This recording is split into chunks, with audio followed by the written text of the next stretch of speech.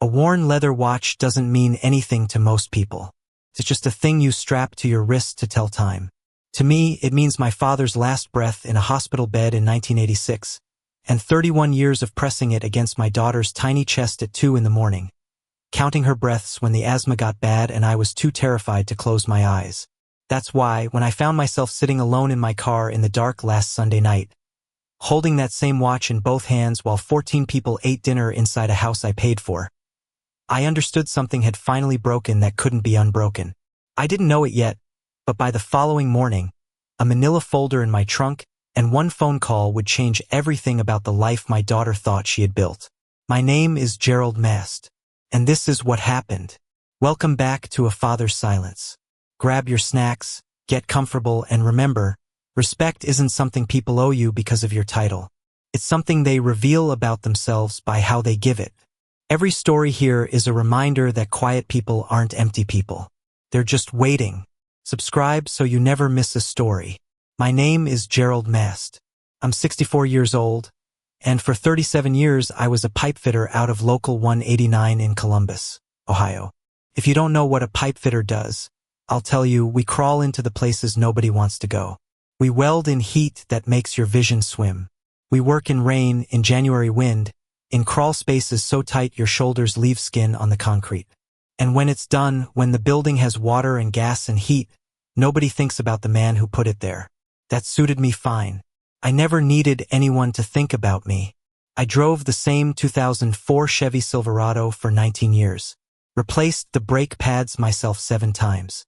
The passenger seat had a permanent impression from Renee's car seat, and later from her backpack, and later from the grocery bags I carried up 3 flights of stairs to the apartment we shared on Parsons Avenue until she was 18. I wore the same pair of steel-toed red wing boots to every job site for over 2 decades. Resold them 4 times. When the leather finally cracked past saving, I kept them in the closet because throwing them away felt like throwing away the years inside them. 3 things I want you to know about how I lived. First, when Renee was in the 4th grade and needed braces, I picked up a weekend side job running pipe for a strip mall renovation in Reynoldsburg. 14 months of Saturdays. I never told her why I was gone those mornings. I just left a note on the kitchen counter that said, "Pancake batter is in the fridge. Back by lunch. Love, Dad."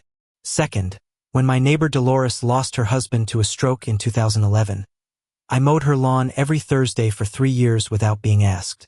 She tried to pay me once. I told her the mower needed the exercise. Third, and this one matters later, when Derek's mother, Patricia, was diagnosed with lymphoma in 2019, I drove her to chemotherapy 3 times. Not because anyone asked me to, because Renee mentioned it at dinner one night, almost as an afterthought, and I wrote down the appointment times on a napkin and showed up at Patricia's door the next Tuesday morning at 7:45 with a thermos of ginger tea because I'd read it helped with nausea. Now here's what most people didn't know about me. When I retired in 2021, I had $14,600 in my checking account, an old truck, and a modest pension. That's what the world saw. But what the world didn't see was a savings account I had built over 31 years, deposit by deposit, overtime check by overtime check, holiday shift by holiday shift, that I never touched. Not for vacations. Not for a new truck. Not for the back surgery I probably should have gotten 2 years earlier than I did. That account, by the time I closed it, held $612,000. I gave every cent of it to my daughter. Let me tell you about Renee. She was 7 years old when her mother, Marie, collapsed in the kitchen from a brain aneurysm on a Saturday morning in March of 1993. I was in the garage changing the oil in the truck. I heard the sound of a body hitting linoleum, and that sound, that specific, dull, final sound, has never left my ears. Renee was standing in the doorway holding a bowl of cereal. She didn't scream. She just said, "Daddy, Mommy fell down." I raised her alone after that. Every school play, every parent-teacher conference where I sat in a plastic chair too small for my frame and listened carefully and wrote notes in a pocket notebook because I wanted to get it right. Every asthma attack at 2 in the morning where I held my father's watch against her chest and counted 4 seconds in, 7 seconds out, 4 seconds in, 7 seconds out, until her breathing steadied and I could finally unclench my jaw. She grew up smart. She married Derek Calloway when she was 32. Derek was a regional sales manager for a medical device company. Good jaw. Firm handshake. The kind of man who called me sir the first 4 times we met and then stopped once the ring was on her finger. I remember the first time I met Derek. He brought a 6-pack of craft beer to my apartment and sat on my couch and told me he admired men who worked with their hands. He said his own father was a dentist who never changed his own oil. He smiled when he said it, and the smile seemed real. I didn't know it yet, but that smile had an expiration date. The first small thing happened about 4 months before the housewarming dinner. Renee and Derek had been looking at houses in Westerville, a neighborhood with good schools and wide lawns and the kind of quiet streets where people wave from their porches. Renee called me one evening, excited. She'd found a colonial, for bedrooms, a wraparound porch, a yard big enough for a swing set. She said, "Dad, it's the one. I can feel it." I asked how much. She said the asking price was $590,000, and with closing costs and inspections, they'd need somewhere around $612,000. I didn't hesitate. I told her I had it. There was a silence on the phone that lasted long enough for me to hear her breathing. And then she said, "Are you serious?" And I said, "I've been saving it for you since the day your mother died." She cried. I cried. It was one of the best phone calls of my life. But here's the first slight. When we met at the title company to sign the paperwork, Renee and Derek sat on one side of the table, and I sat on the other. The title agent asked how the deed should be held, and before I could speak, Derek said, "Just put it in our names. Keeps it simple." He didn't look at me when he said it. Renee didn't correct him. She just nodded and reached for the pen. I didn't say anything. I had already spoken to my real estate attorney friend, Carl Weston, a week earlier, and I had structured the purchase through a second entity, a land trust that held the actual deed. The cashier's check came from my savings, but the ownership was layered in a way that Renee and Derek never examined. They signed what they thought was a standard closing package. They didn't read the fine print. Most people don't. I didn't know it yet, but that quiet legal architecture would become the most important decision I ever made. The second slight came 2 weeks later. I was helping move furniture into the new house. I carried a dining table, solid oak, 200 pounds, up the porch steps with Derek's brother, Kevin. When we set it down in the dining room, I leaned against the wall to catch my breath. My back was still tender from the surgery. Derek walked past me, looked at the table and said, "It's a little off-center, Gerald. Can you shift it about 3 inches to the left?" Gerald. Not Dad. Not even Mr. Mast.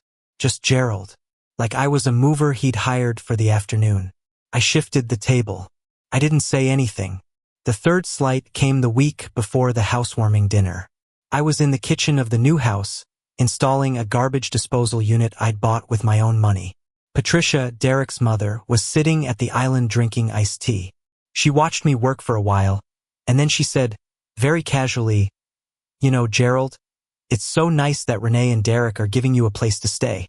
A lot of young couples wouldn't do that. Giving me a place to stay, in a house I paid for, with money I spent 31 years saving." I tightened the last fitting, wiped my hands on my jeans and said, "Yes, ma'am, they're very generous." Patricia smiled and went back to her iced tea. Each of these moments was small enough to absorb.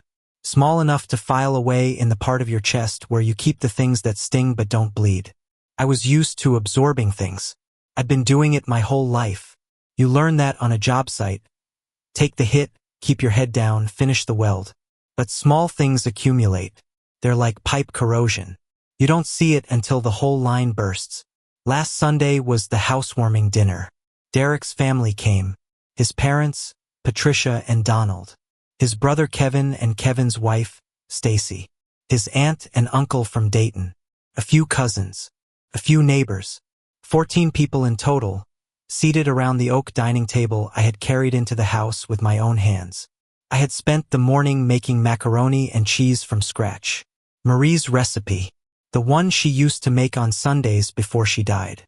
I had the recipe card in my wallet, her handwriting, faded blue ink on a 3x5 index card, and I followed it exactly. Sharp cheddar, Gruyere, a touch of mustard powder, breadcrumbs browned in butter on top. It was the only recipe I ever learned to make perfectly, because it was the one thing Renee always asked for when she was small and missed her mother and didn't have the words to say so. I walked into the dining room holding the pan with both hands. I was wearing my flannel shirt, the green one, the one I always wore when I wanted to feel like myself. Everyone was already seated. The table was set beautifully. Cloth napkins, candles, wine glasses that caught the light from the chandelier Renee had picked out. I stood at the edge of the table, looking for my seat. There wasn't one. 14 chairs, 14 place settings. And I was standing in my flannel shirt holding a pan of my dead wife's macaroni, looking at a table with no room for me. Renee saw me standing there. She didn't get up. She didn't pull over a chair. She looked at me, and I want you to understand the way she looked at me because it matters. She looked at me the way you look at a contractor who showed up on the wrong day. And then she said it. Dad, honestly, this is our home now. You can use the basement, there's a bathroom down there. We just need you to understand your place. Your place. The room didn't go silent the way rooms go silent in movies. It went something worse. It went polite. Forks kept moving. Someone coughed softly. Derek's cousin reached for the salt. I looked at Derek.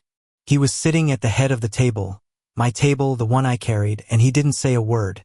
He just reached for the wine bottle and refilled his glass. À slow, steady pour. He didn't look at me. He didn't look at Renee. He just poured. And then I looked at Patricia. Patricia, who I had driven to chemotherapy 3 times. Patricia, who had held my arm in the parking lot of the cancer center and told me I was one of the good ones. Patricia, who I had made ginger tea for at 7:45 in the morning because I read it helped with nausea. Patricia looked directly at her plate. She picked up her napkin, smoothed it across her lap, and then smoothed it again very carefully like the wrinkles in the fabric were the most important thing in the world. She didn't say a word. And that Patricia's silence hurt more than anything Renee said. Because Renee was my daughter, and daughters sometimes lose their way. But Patricia was a woman I had shown kindness to when she was at her weakest, and she chose the napkin over me. The room waited. I smiled. Not a bitter smile. Not a sarcastic smile. A real one. The kind you give when you finally understand something you've been trying not to understand for a long time. I set the macaroni pan down on the kitchen counter. Slowly, carefully, the way you set down something that matters. And then I said, very quietly, okay, sweetheart, I understand my place. Renee blinked. Something flickered across her face.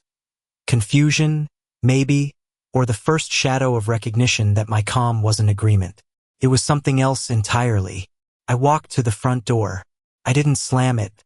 I closed it the way I close everything, gently, completely, with both hands.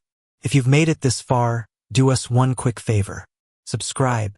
A lot of people watch without ever doing it, but it costs you nothing and means everything to us. Thank you genuinely. I sat in my truck in the driveway for 40 minutes. The house glowed behind me. I could see the dining room window from where I was parked. The warm light, the movement of shadows, the faint sound of laughter that leaked through the glass like something I wasn't supposed to hear anymore. I reached into the center console and took out my father's watch. The leather was cracked and soft from decades of wear. The crystal was scratched. The second hand still moved, though steady, patient, one tick at a time, the way my father taught me to live.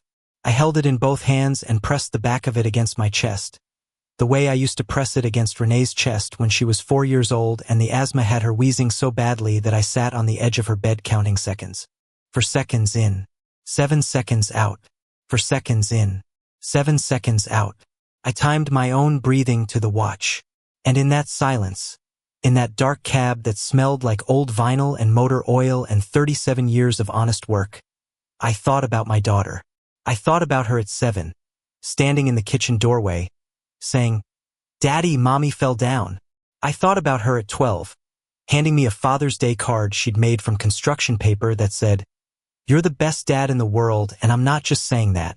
I thought about her at 18, crying on the apartment steps the night before she left for Ohio State, saying, "I'm scared, Dad," and me saying, "That's how you know you're doing something that matters."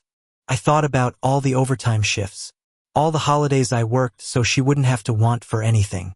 The back surgery I delayed for 2 years because the recovery time would have meant missing her wedding. The $612,000 I saved one paycheck at a time, one skipped vacation at a time, one repaired truck at a time for 31 years. And I thought about what she said tonight. We just need you to understand your place. Here's the thing. I wasn't angry. That's what people don't understand about moments like this. Anger is loud and fast and it burns out. What I felt was something quieter and much, much heavier. It was the weight of realizing that the person you built your entire life around has decided you are furniture. Something to be put in the basement where it won't embarrass the guests. And yet, and I need to say this because it's true, I understood her too.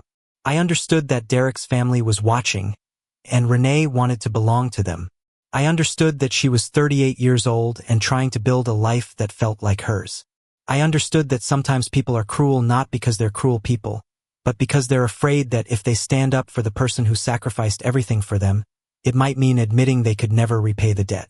I understood all of that, but understanding someone doesn't mean you have to let them stand on your neck. I opened the glove compartment and took out my phone. I scrolled to a contact I hadn't called in 3 months. Carl Weston, my real estate attorney. The man who helped me set up the land trust that held the deed to the colonial house in Westerville.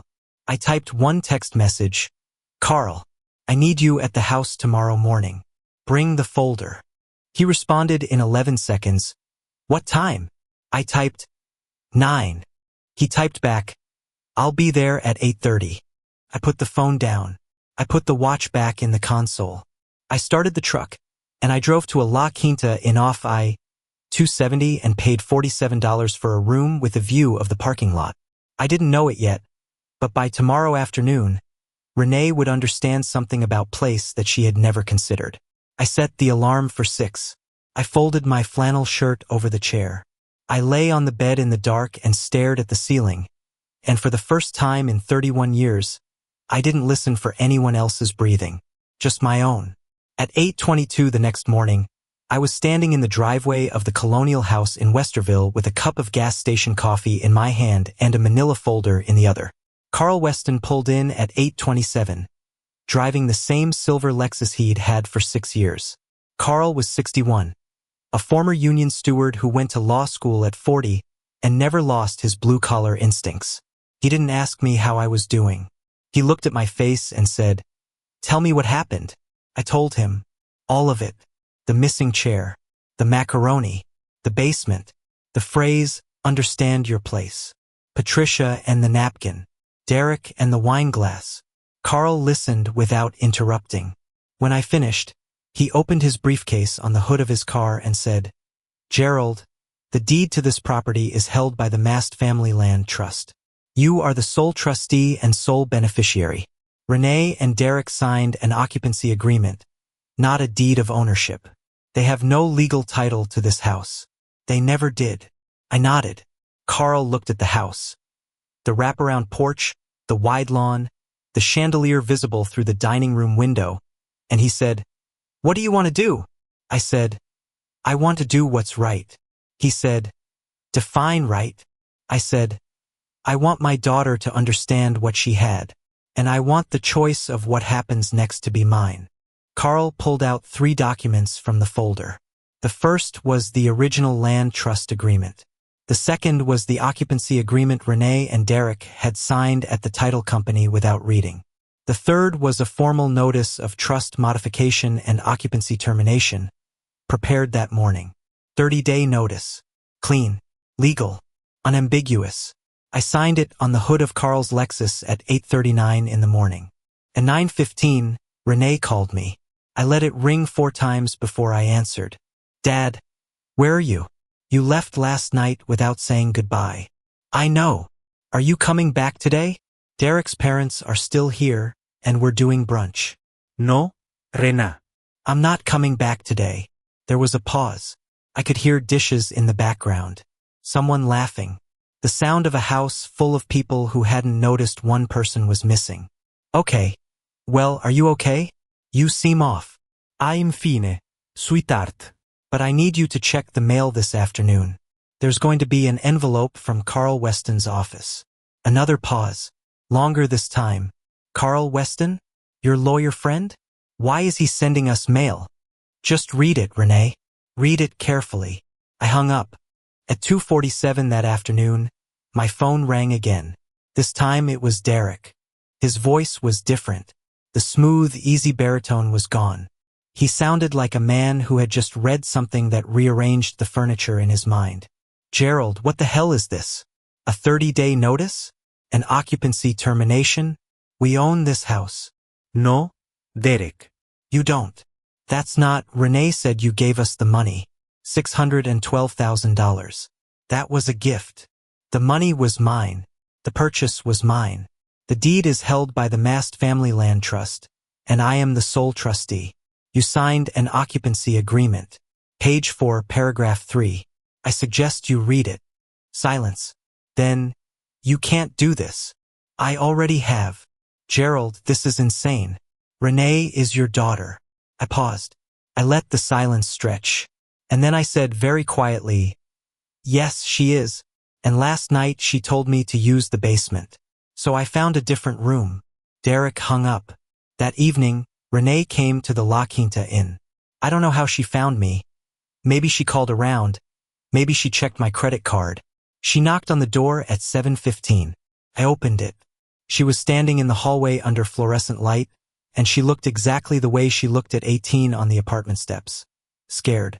Dad, please, can we talk about this? I let her in. She sat on the edge of the bed. I sat in the chair by the window. Renee, we don't need to talk.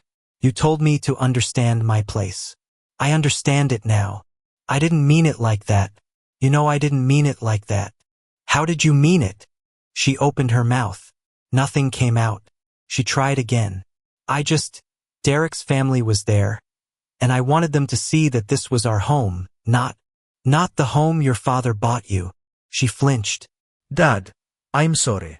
I shouldn't have said it. But you can't take the house. I'm not taking the house, Renee. I'm reclaiming what's mine. There's a difference. We'll pay you back. Derek and I can get a mortgage, we can. $612,000. Can you get a mortgage for that by Tuesday? She started to cry. And I want you to know, watching your child cry is one of the hardest things a parent can endure. Even when they've hurt you. Even when they've earned it. Your body doesn't know the difference between their tears at 38 and their tears at 7. It all sounds the same. But I held still. Because holding still was the only language she would hear. Dad, please. What do you want from me? I looked at her. I looked at the daughter I raised alone. The girl I timed breathing for. The woman I gave everything to. I want you to mean it, Renee. Not tonight. Not because you're scared. I want you to go home and sit in that house and think about who paid for every board and nail and shingle. And I want you to decide what kind of person you want to be. Not for me. For your children. Because they're watching. She left at 8:02. She didn't slam the door. She closed it quietly the way I taught her. 3 days later, Carl Weston sent a second letter. This one outlined the full financial architecture. The land trust, the retained ownership, the occupancy terms, and a provision I had added years ago. A reversionary clause that stated if the property was used in a manner inconsistent with the trust's stated purpose, full control reverted to the trustee immediately. The stated purpose of the trust? To provide a stable family home for Gerald Mast and his descendants. Not Derek's family. Not a showcase for brunch. A home. For family. Including me. Derek called Carl's office 4 times that week. Carl's paralegal told him the same thing each time. The documents are valid. The trust is irrevocable. Mr. Mast is within his legal rights. On the 4th call, Derek reportedly said, "There has to be something we can do." The paralegal said, "You could apologize." 14 months later, I'm sitting on the porch of a 2-bedroom cottage in Granville, Ohio, a small town about 30 miles east of Columbus, where the streets are lined with old maples and the kind of quiet that doesn't feel empty. Feels earned. I bought the cottage with money from the sale of the Westerville Colonial. After the 30-day notice expired, I exercised my authority as trustee, listed the property, and sold it within 6 weeks for $641,000. After Carl's fees and closing costs, I cleared just over $600,000. I kept half. The other half I placed in a trust, a real trust with real terms, for Renee's 2 children. Lily, who is 5, and Marcus, who is 3. The money is for their education.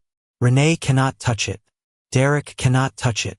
It will be there when they need it, managed by a trustee who is not their mother. Renee and Derek moved into a rental apartment in Hilliard. 3 bedrooms. Nobra para un porch. Derek's sales numbers dropped that winter, whether from stress or distraction, I don't know, and he was moved to a smaller territory. Patricia stopped coming to visit as often. I heard she told someone at her church group that the whole situation was very unfortunate, which is the kind of word people use when they don't want to admit they were in the room when it happened. I don't take pleasure in any of that. I want to be clear about that. Watching your daughter's life contract is not satisfying. It's not revenge. It's the natural consequence of treating someone like they don't matter and discovering that they did. About 5 months after the sale, I got a phone call from Kevin, Derek's brother, the one who helped me carry the table. Kevin and I had always gotten along. He was quieter than Derek, steadier. He worked as an electrician, and we'd shared the easy understanding that tradesmen have with each other, the kind of respect that doesn't need to be spoken. Kevin called me on a Sunday morning. "Gerald, I just want you to know, I didn't agree with what happened at that dinner. I should have said something. I didn't, and that's on me." I said, "I appreciate that, Kevin." He said, "Stacy and I are having a cookout next month. If you want to come, there's a chair with your name on it." I went to that cookout. I brought a pan of macaroni and cheese. Marie's recipe: sharp cheddar, Gruyere, mustard powder, breadcrumbs browned in butter. Kevin's kids ate 3 helpings. Nobody told me to use the basement. As for Renee, we talk now. Not often, not easily, but we talk. She called me on my birthday in March. She said, "Happy birthday, Dad." I said, "Thank you, sweetheart." There was a long silence, and then she said, "Lily asks about you. She wants to know when Grandpa is coming to visit." I said, "Tell her Saturday." I went on Saturday. I brought Lily a book about butterflies and Marcus a toy dump truck. Renee met me at the door of the Hilliard apartment. She looked thinner, older. She didn't say much. But when I sat down on their couch, a smaller couch in a smaller room, she brought me a cup of coffee without being asked, and she sat across from me, and for the first time in over a year, she looked at me the way she used to look at me. Like I was her father. Not a problem to be managed. Derek stayed in the kitchen. He didn't come out. I didn't ask him to. Some distances close slowly. Some don't close at all. I'm learning to be okay with both. I'm 65 now. I sit on this porch most mornings with a cup of black coffee and my father's watch on my wrist. The leather strap is so worn it's almost translucent in places. The crystal has a hairline crack running from 12 to 6. But the second hand still moves. Steady. Patient. One tick at a time. I think about place a lot these days. Not the way Renee meant it, not know your place. But the real meaning. The place you build for yourself through decades of showing up. The place you earn by carrying the table, by driving someone to chemo, by standing over a stove at 5 in the morning making a recipe from a dead woman's handwriting because your daughter needs to taste something that tells her she was once loved by 2 parents, even if she can only remember one. That's place. And nobody. Not your daughter, not her husband, not a table full of people too polite to speak, gets to take it from you.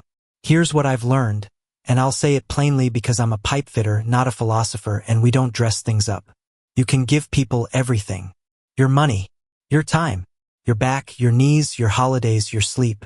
You can pour yourself into someone's life until there's nothing left to pour. And sometimes they will look at you holding a pan of food you made with your own hands. Food that carries the memory of a woman who died too young, and they will tell you to go to the basement. And when that happens, you have a choice. You can go to the basement. You can absorb it the way you absorbed every slight, every overtime shift, every skipped vacation, every delayed surgery. You can file it in that place in your chest where the small stings go, and you can tell yourself it's fine, it's nothing, they didn't mean it. Or you can set the pan down. Gently, with both hands. And you can walk to your car and sit in the dark and hold the one thing that still feels honest in your hands.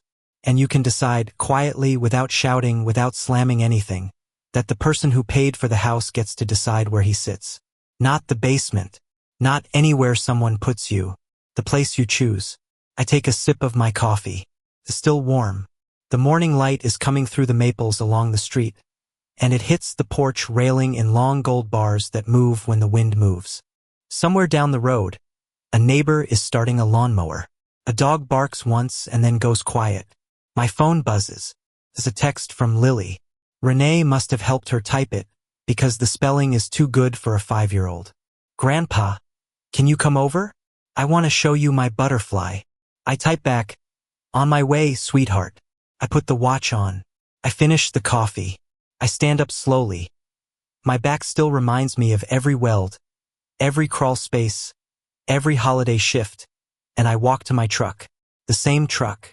The same cracked vinyl seat. The same impression where a car seat used to be. Some things don't change. Some things change completely. The important thing is knowing which is which. If you like this story, join our community by hitting that like button and subscribing for more real, raw, and family-centered stories. Gerald Mast's story reminds us that the quietest people in the room are often the ones holding everything together, and the ones who know exactly when to let go.